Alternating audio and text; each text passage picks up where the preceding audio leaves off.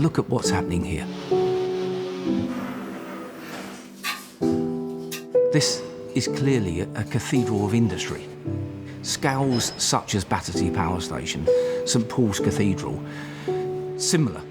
There's a great synergy, there's a great similarity with these projects.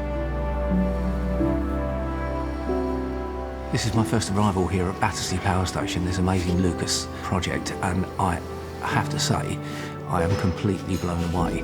The scale, the detail, the level of intensity of design work that needs to go into a project like this is absolutely unique. It brings together so many things from my past. When we look at budgets for these grand scale projects, actually it takes me back to doing small stencils and small designs. Actually, it's a repetition of one to the other.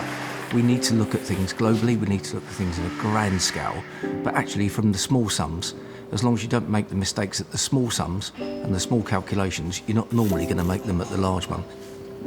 And a project like this, it's from the chap that's cleaning the floor, that's putting the protection down, to the man that's cutting the bevels, that's spraying the finish, that's rubbing and preparing. If that preparation and that cleaning isn't right, the finish won't look anything. And the professionalism is absolutely outstanding. I love it.